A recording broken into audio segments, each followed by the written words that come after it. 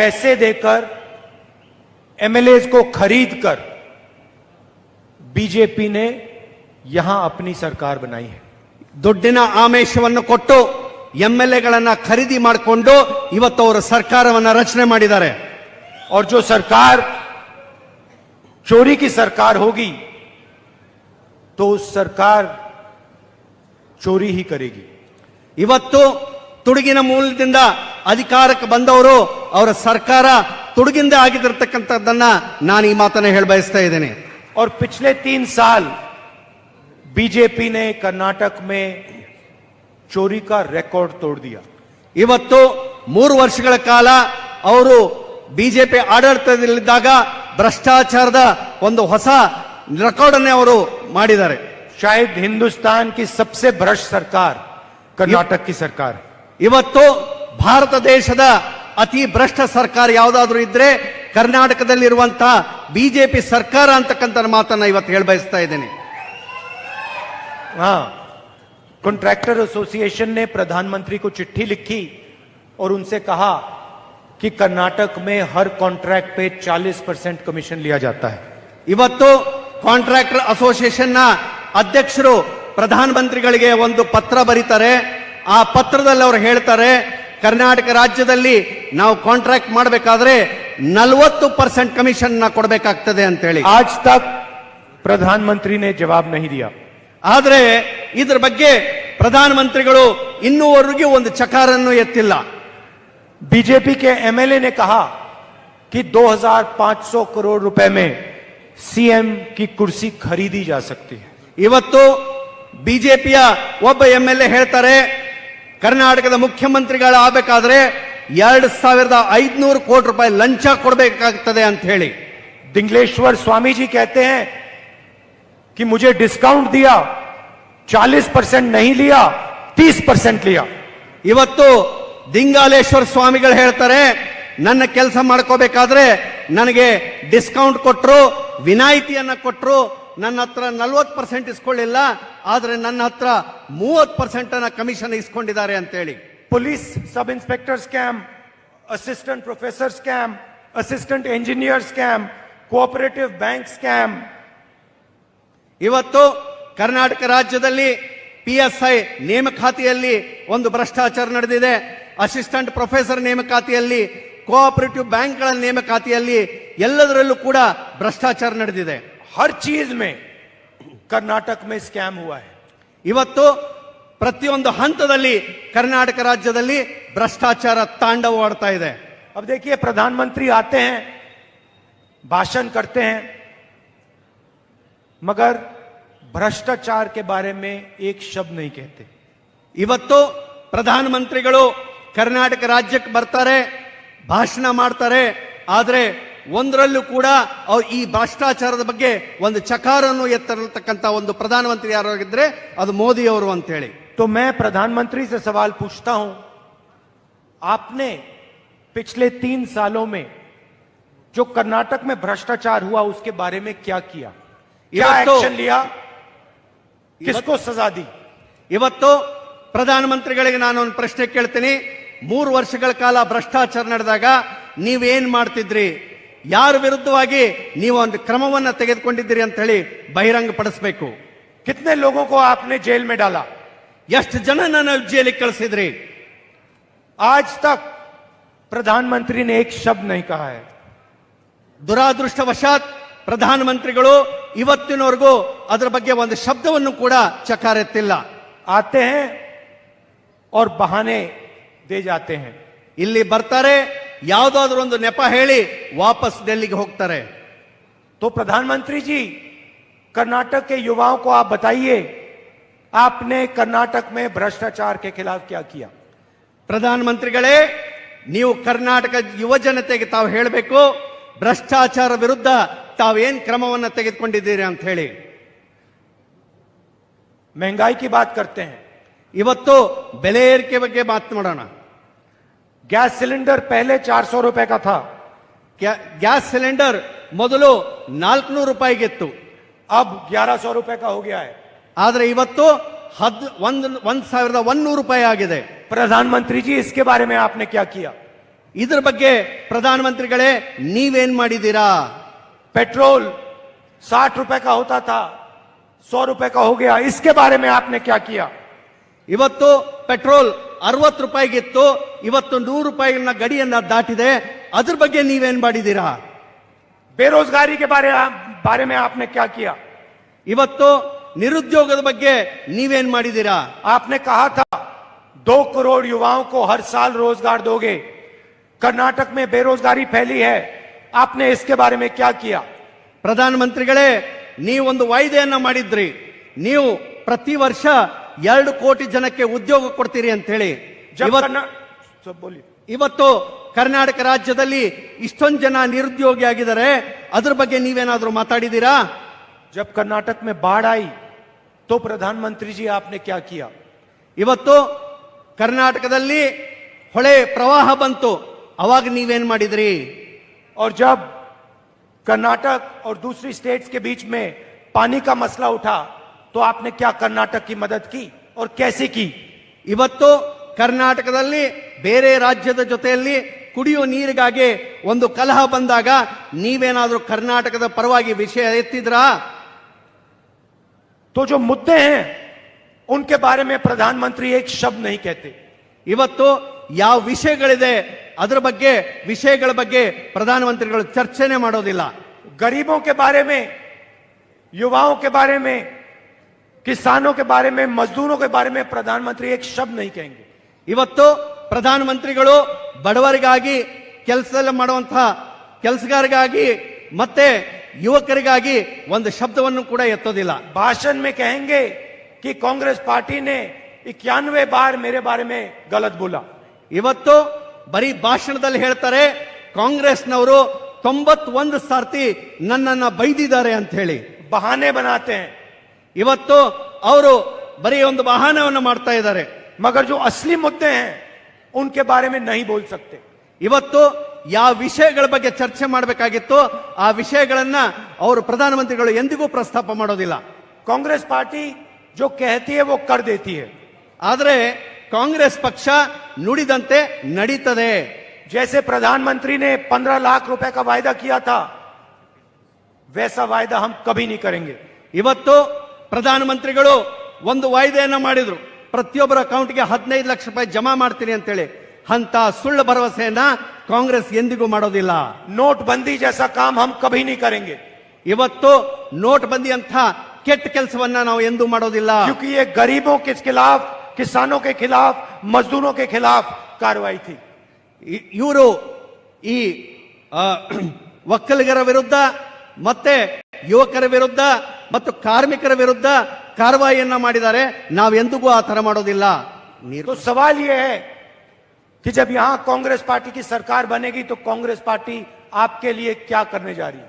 ಇವತ್ತು ಪ್ರಶ್ನೆ ಏನಿದೆ ಅಂದ್ರೆ ಕಾಂಗ್ರೆಸ್ ಪಕ್ಷ ಅಧಿಕಾರಕ್ಕೆ ಬಂದ್ರೆ ನಿಮ್ಗಳಿಗೆ ಏನ್ ಮಾಡ್ತದೆ ಅಂತಕ್ಕಂಥದ್ದನ್ನ. पिछली सरकार जो कांग्रेस की थी, सिद्धरामैया जी की, उसके बारे में आपको सब मालूम है. ಈ ಹಿಂದೆ ಸಿದ್ದರಾಮಯ್ಯ ನೇತೃತ್ವದ ಕಾಂಗ್ರೆಸ್ ಸರ್ಕಾರದ ಬಗ್ಗೆ ತಾವೆಲ್ಲರೂ ತಿಳಿದುಕೊಂಡಿದ್ದೀರಾ. गरीबों की मदद की थी, कमजोरों की मदद की थी, किसानों की मदद की थी. ಬಡವರಿಗಾಗಿ ಅವರು ಕೆಲಸ ಮಾಡಿದ್ದನ್ನ ತಮಗೆಲ್ಲರಿಗೂ ಗೊತ್ತಿರುವ ವಿಷಯ. इस बार हम क्रांतिकारी काम करने जा रहे हैं. ಈ ಸತಿ ನಾವು ಒಂದು ದೊಡ್ಡ ಕ್ರಾಂತಿಕಾರಿ ಕೆಲಸಕ್ಕೆ ಕೈ ಹಾಕಿದ್ದೇವೆ. 5 वायदे हम पहले दिन पहली कैबिनेट मीटिंग में पूरे करने जा रहे हैं. 5 ವಾಯ್ದೆಗಳು, 5 ಗ್ಯಾರಂಟಿಗಳನ್ನ ನಾವು ಕರ್ನಾಟಕ ಜನತೆಗೆ ಕೊಡ್ತಾ ಇದ್ದೀವಿ. और ये शुरुआत है. ಇದು ಬರೀ ಒಂದು ಶುರುವಾತ್, ಇದು ಮೊದಲೇ ಹೆಜ್ಜೆ. पहले दिन ये 5 काम हो जाएंगे. ನಾವು ಸರ್ಕಾರ ಮಾಡಿದ ಮೇಲೆ ಮೊದಲೇ ದಿನಾನೇ ಈ 5 ಕೆಲಸಗಳನ್ನ ಮಾಡಿ ತೋರಿಸ್ತೇವೆ. बीजेपी ने आपसे 3 साल पैसा छीना है, लूटा है. ಇವತ್ತು ಬಿಜೆಪಿ ಸರ್ಕಾರ ಇದ್ದಾಗ 3 ವರ್ಷಗಳ ಕಾಲ ನಿಮ್ಮನ್ನ ಲೂಟಿ ಹೊಡೆದಿದ್ದಾರೆ. हर चीज में गरीबों से पैसा छीना है. ಪ್ರತಿಯೊಂದು ಹೆಜ್ಜೆಯಲ್ಲಿ ಬಡವರಿಂದ ದುಡ್ಡನ್ನ ಕದ್ದಿದ್ದಾರೆ. इसीलिए हम आपका पैसा आपको वापस देने जा रहे हैं. ಆದ್ರಿಂದ ನಿಮ್ಮ ದುಡ್ಡನ್ನು ಏನ್ ಕದ್ದಿದ್ದಾರೆ ನಿಮಗೆ ವಾಪಸ್ ಕೊಡುವಂತ ಕೆಲಸವನ್ನ ಇವತ್ತು ಮಾಡ್ತಾ ಇದ್ದೀವಿ. हजारों करोड़ रुपए हम सा- कर्नाटक की जनता को और किसानों को वापस देने जा रहे हैं। ಇವತ್ತು ಸಾವಿರಾರು ಕೋಟಿ ಅವರೇನ್ ಲೂಟಿ ಹೊಡೆದಿದ್ದಾರೆ ಅದನ್ನ ವಾಪಸ್ ಆಗಿ ನಿಮ್ಮ ರೈತರಿಗೆ ಅಕೌಂಟ್ಗೆ ನಾವು ಜಮಾ ಮಾಡ್ತೀವಿ. सबसे पहला वायदा गृह लक्ष्मी, ಮೊದಲೇ ಸ್ಕೀಮ್ ಯಾವ್ದಪ್ಪ ಅಂದ್ರೆ ಅದರ ಹೆಸರು ಗೃಹಲಕ್ಷ್ಮಿ. 2000 रुपए हर महीने कर्नाटक की महिलाओं को, ಇವತ್ತು ಪ್ರತಿಯೊಂದು ತಿಂಗಳು ಪ್ರತಿಯೊಬ್ಬ ಮಹಿಳೆ ಅಕೌಂಟ್ಗೆ 2000 ರೂಪಾಯಿಯನ್ನ ನಾವು ಜಮಾ ಮಾಡ್ತೀವಿ. आपके बैंक अकाउंट में हर महीने 2000 रुपए मिलेगा आपको। ಹೆಣ್ಣು ಮಕ್ಕಳಿಗೆ ಅವರ ಅಕೌಂಟ್ಗೆ 2000 ರೂಪಾಯಿಯನ್ನ ಪ್ರತಿ ತಿಂಗಳು ಜಮಾ ಮಾಡ್ತೀವಿ. नरेंद्र मोदी जी ने 1100 रुपए का सिलेंडर की बनाया।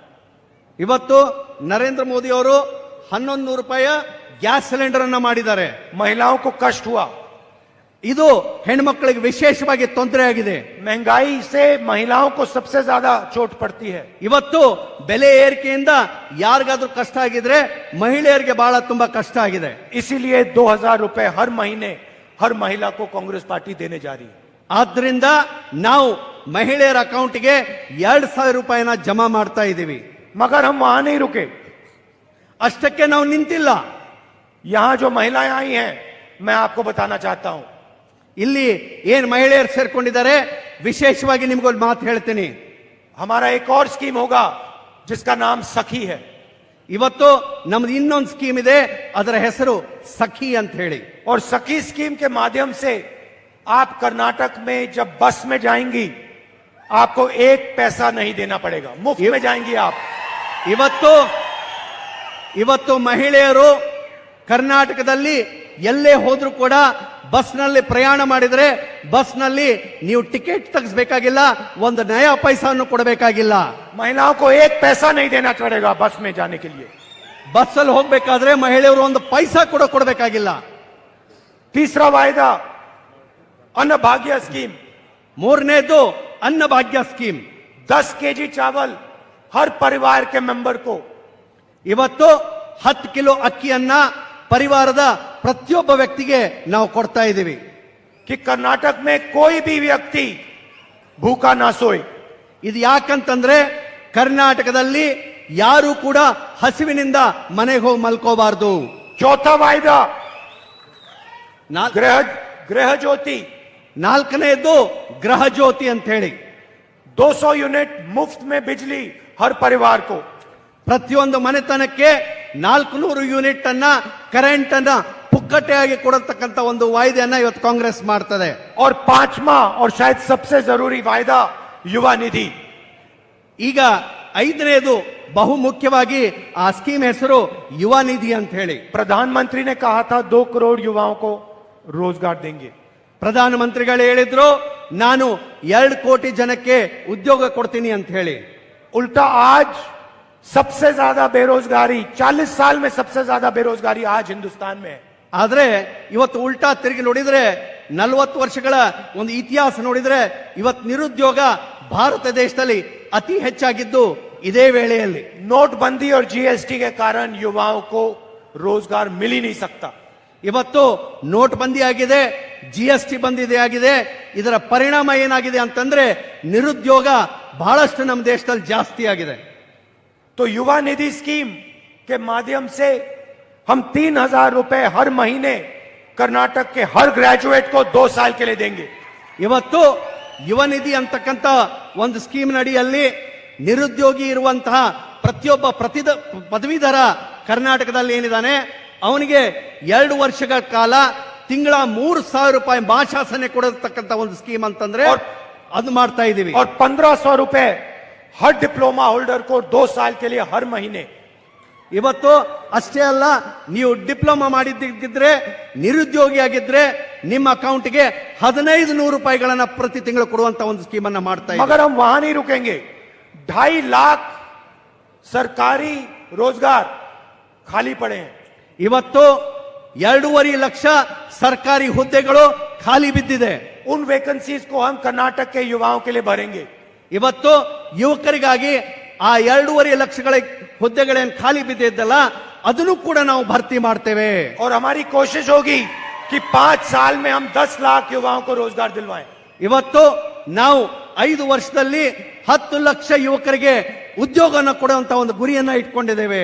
किसान कर्नाटक की रीढ़ की हड्डी हैं. ಇವತ್ತು ರೈತರು ಕರ್ನಾಟಕದ ಬೆನ್ನೆಲುಬಾಗಿದ್ದಾರೆ. 1.5 लाख करोड़ रुपए हम उनके हित के लिए 5 साल में देंगे. ಇವತ್ತು 1.5 ಲಕ್ಷ ಕೋಟಿ ರೂಪಾಯಿಯನ್ನ ನಾವು ರೈತರಿಗಾಗಿ ಸೀಮಿತವಾಗಿ ಇಡ್ತೇವೆ ಅಂತಕ್ಕಂಥ ಮಾತನ್ನು ಕೂಡ ಇವತ್ತು ಹೇಳ್ತಾ ಇದ್ದೀನಿ. और जो मिल्क दूध की सब्सिडी है उसको हम 5 रुपए से 7 रुपए की बढ़ाएंगे.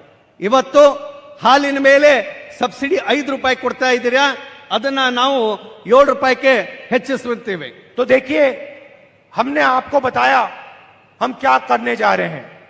ಇವತ್ತು ನಾನು ನಿಮ್ಮ ಮುಂದೆ ನಾವೇನ್ ಮಾಡ್ತೀವಿ ಅನ್ನೋದನ್ನ ನಿಮ್ಗೆಲ್ಲರಿಗೂ ಹೇಳಿದ್ದೀನಿ. हमने 5 चीजें कही और वो हमारी शुरुआत है. ಇವತ್ತು 5 ಸ್ಕೀಮ್ಗಳನ್ನ ಕೊಟ್ಟಿದ್ದೀವಿ, ಆದ್ರೆ ಇದು ಬರೀ ಮೊದಲನೇ ಹೆಜ್ಜೆ. पिछले 3 सालों में बीजेपी ने आपसे चोरी की. ಇವತ್ತು 5 ವರ್ಷಗಳ ಕಾಲ, ಈ 3 ವರ್ಷಗಳ ಕಾಲ ಬಿಜೆಪಿ ಸರ್ಕಾರ ನಿಮ್ಮನ್ನ ಲೂಟಿ ಹೊಡೆದಿದೆ. प्रधानमंत्री ने आज तक अपने किसी भाषण में कर्नाटक को यह नहीं कहा कि अगले 5 साल में वो क्या करने जा रहे हैं. ಒಂದು ದುರಾದೃಷ್ಟಕರ ಸಂಗತಿ ಏನಂತಂದ್ರೆ, ಪ್ರಧಾನಮಂತ್ರಿಗಳು ಇಲ್ಲಿ ಕರ್ನಾಟಕಕ್ಕೆ ಬಂದಾಗ ಯಾವಾಗ್ಲೂ ಕೂಡ ನಾವು ಮುಂದೆ 5 ವರ್ಷಗಳ ಕಾಲ ನಿಮಗೇನ್ ಮಾಡ್ತೀವಿ ಅಂತಕ್ಕಂಥದ್ದನ್ನ ವಿಷಯನ ಎಂದೂ ಪ್ರಸ್ತಾಪ ಮಾಡಿಲ್ಲ. वोट मांगने से पहले प्रधानमंत्री को पहले पिछले 3 सालों के बारे में समझाना चाहिए. ಇವತ್ತು ಅವ್ರು ಓಟ್ ಕೇಳಕ್ ಬಂದಾಗ ಮೊದಲು ಅವರು ಈ ಹಿಂದೆ ಬಿಜೆಪಿ ಸರ್ಕಾರ 3 ವರ್ಷಗಳ ಕಾಲ ಕೆಲಸ ಏನ್ ಮಾಡಿದೆ ಅಂತಕ್ಕಂಥ ಮಾತನ್ನ ಹೇಳಬೇಕು ಅಂತೇಳಿ ಅವರಲ್ಲಿ ವಿನಂತಿ ಮಾಡ್ಕೊಳ್ತೇನೆ. 40% सरकार के बारे में समझाना चाहिए.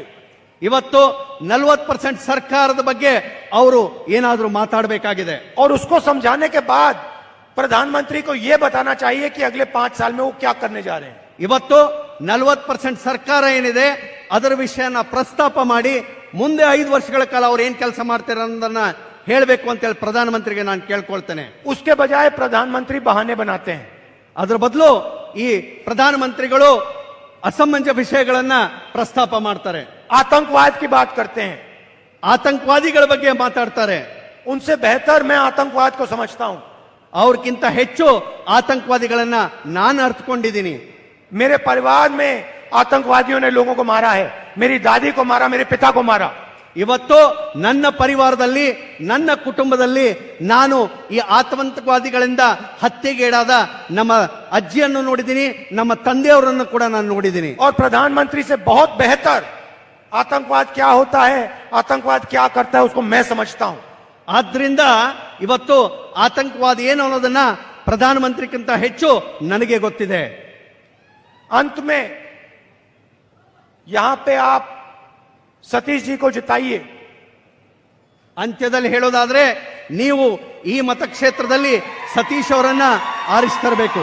जमीनी नेता है, जमीनी नेता है, दिल से आपके लिए काम करता है. ಇವತ್ತು ನೆಲದ ಮೇಲೆ ನಿಂತ್ಕೊಂಡು ನಿಮ್ಮೆಲ್ಲರ ಆಶೋತ್ತರಗಳಿಗೆ ಸ್ಪಂದನೆ ಮಾಡುವಂತಹ ಒಬ್ಬ ವ್ಯಕ್ತಿ ಅವರಿದ್ದಾರೆ. और गहरा रिश्ता रखता है जनता के साथ, गरीबों के साथ. ಅವರು ವಿಶೇಷವಾಗಿ ಬಡವರ ಜೊತೆಯಲ್ಲಿ ಬಹಳ ನಿಕಟವಾದ ಸಂಬಂಧವನ್ನು ಬೆಳೆಸಿಕೊಂಡಿದ್ದಾರೆ.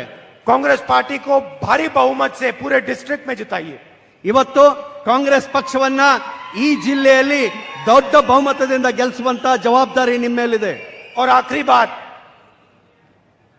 बीजेपी को 40 नंबर अच्छा लगता है. ಕೊನೆಯದಾಗಿ ನಾನು ಹೇಳೋದಾದ್ರೆ ಬಿಜೆಪಿ ಅವರಿಗೆ 40ರ ಅಂಕಿ ಬಹಳ ಇಷ್ಟ ಇದೆ. पिछले 3 साल इन्होंने आपको 40%, 40%, 40% हर रोज सुनाया. ಯಾಕಂತಂದ್ರೆ ಈ 3 ವರ್ಷಗಳ ಕಾಲದಲ್ಲಿ ಬಿಜೆಪಿ ಅವರು ನಿಮಗೆ 40%, 40%, 40% ಅಂತೇಳಿ ಬಾಯ್ಪಾಟ್ ಮಾಡಿಸ್ಬಿಟ್ಟಿದ್ದಾರೆ.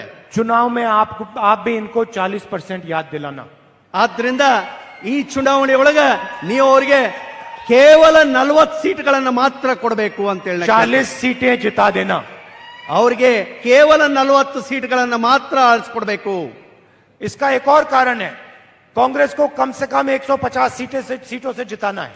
ಯಾಕಂತಂದ್ರೆ ಇದಕ್ಕೆ ಇನ್ನೊಂದು ಕಾರಣ ಅಂದ್ರೆ ನೀವು ಕಾಂಗ್ರೆಸ್ ಪಕ್ಷವನ್ನ ಕಮ್ಮಿ 150 ಸೀಟ್ಗಳಲ್ಲಿ ನೀವು ಜಯ ಕೊಡಬೇಕಾಗಿದೆ. क्योंकि अगर 150 सीट नहीं आई तो फिर से ये बीजेपी के लोग चोरी करने की कोशिश करेंगे। ಇವತ್ತು 150 ಸೀಟ್ಗಳನ್ನ ನೀವು ಆರಿಸ್ತರದೆ ಹೋದ್ರೆ ಪುನಃ ಚುನಾವಣೆ ಆದ್ಮೇಲೆ ಬಿಜೆಪಿ ಅವರು ಆ ಎಂಎಲ್ಎಗಳನ್ನ ಕದ್ಕೊಂಡು ಸರ್ಕಾರ ನಿಮ್ಮ ಕಡೆಯಿಂದ ಕದ್ಕೊಳ್ಳುವಂತ ಒಂದು ಪ್ರಯತ್ನ ಮಾಡ್ತದೆ. और जो सरकार चोरी से बनती है वो सरकार चोरी ही करेगी और कुछ नहीं करेगी। ಇವತ್ತು ಯಾವತ್ತು ತುಡುಗು ಮಾಡಿರುವಂತಹ ಒಂದು ಸರ್ಕಾರ ಅಧಿಕಾರಕ್ಕೆ ಬಂದ್ರೆ ಅದು ಮತ್ತೆ ತುಡುಗನ್ನೇ ಮಾಡ್ತದೆ, ಲೂಟಿಯನ್ನೇ ಹೊಡಿತದೆ, ಹೊರತಾಗಿ ಅಭಿವೃದ್ಧಿ ಕಡೆ ಯಾವತ್ತು ಗಮನ ಕೊಡೋದಿಲ್ಲ. कर्नाटक में घूमते वक्त मुझे लग रहा है कि कर्नाटक की जनता ने मन बना लिया है।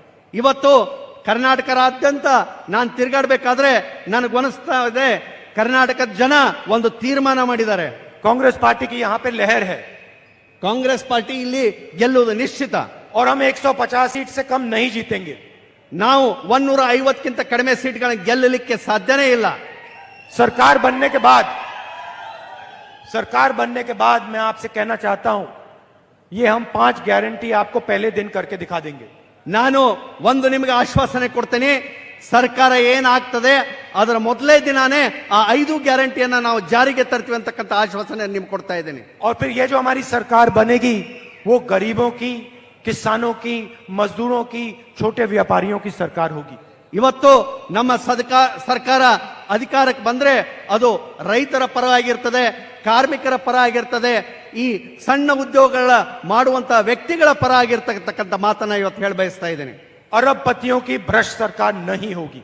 ಇವತ್ತು ದೊಡ್ಡ ದೊಡ್ಡ ಸಾಹುಕಾರ ಮಂದಿಯ ಸರ್ಕಾರ ನಮ್ದಾಗಿರೋದಿಲ್ಲ. आप 3 साल पहले आपने सरकार चुनी और बीजेपी ने उस सरकार को चोरी किया। 5 ವರ್ಷ ಹಿಂದೆಗಳೇ ನೀವೊಂದು ಸರ್ಕಾರವನ್ನ ಚುನಾಯಿಸಿದ್ರಿ, ಆದ್ರೆ ಬಿಜೆಪಿಯವರು ಆ ಸರ್ಕಾರನ ನಿಮ್ಮಿಂದ ಕದ್ಕೊಂಡು ಹೋಗಿದ್ದಾರೆ. पैसे देकर